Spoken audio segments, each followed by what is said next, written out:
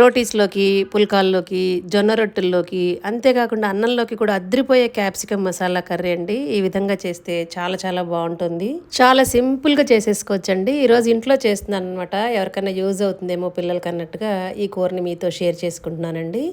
ఒకసారి ఇలా ట్రై చేయండి. దీనికోసం అని చెప్పేసి స్టవ్ మీద ప్యాన్ పెట్టేసుకుని కొంచెం ఆయిల్ వేసేసుకుని దీనిలో ముందుగా కొంచెం జీలకర్ర అనమాట. దీనిలో మనం పోపు అంతా వేయాల్సిన అవసరం కూడా లేదు.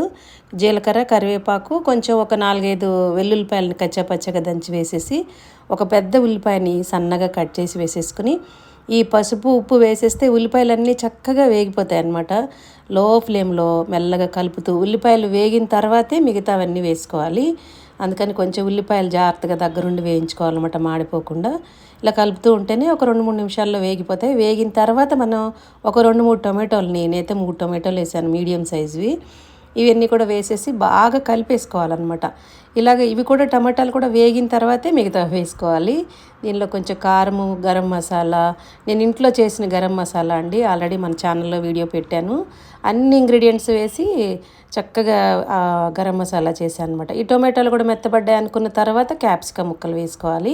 ఇవన్నీ కూడా మూత పెట్టకుండా ఫస్ట్ ఇలా ఫ్రై చేసేస్తే టేస్ట్ బాగుంటుంది. అలా చేసుకోవాలి. ఇవన్నీ బాగా మగ్గిపోయినాయి అనుకున్నప్పుడు మనం ఉడికించుకొని ఒక 2-3 ఆలుగడ్డలు అనమాట. మీడియం సైజ్ అయితే 3 ఆలుగడ్డలు, కొంచెం పెద్దవైతే 2 ఆలుగడ్డలు.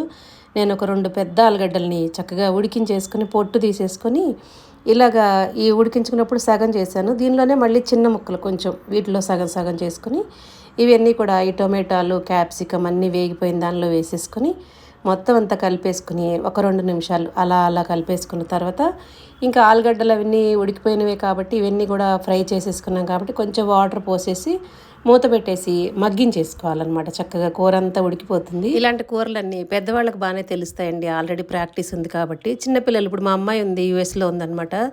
దానికి ఈరోజు ఏం కూర అమ్మా అనంటే ఏదో ఒక టాపిక్లో వచ్చినప్పుడు ఈ కూర అని చెప్తే ఒకసారి వీడియో పెట్టచ్చు కదమ్మా అంది మొన్న ఈ మధ్యన చేసినప్పుడు. అందుకని మీతో షేర్ చేసుకుంటున్నాను అనమాట. ఎవరికన్నా పిల్లలకు యూజ్ అవుతాయనే ఇలాంటి వంటలన్నీ చేస్తున్నానండి, అందరికీ రావని కాదు.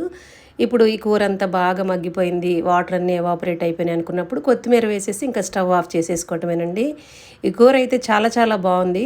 ఇంకా దీనిలో బఠానీ కూడా వేస్తే బాగుండేది, బఠానీ పక్కనే పెట్టి మర్చిపోయాను అనమాట. మీకు బఠానీ ఉంటే కూడా వేసుకోండి, ఇప్పుడు బాగా సీజన్ వస్తున్నాయి కాబట్టి.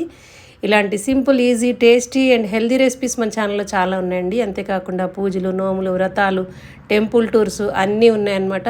ఒకసారి మన ఛానల్ని విజిట్ చేసి వీడియోస్ అన్నీ చూసి మీకు నచ్చితేనే ఫాలో అవుతుండండి, సబ్స్క్రైబ్ చేసుకోండి. Thank you for watching.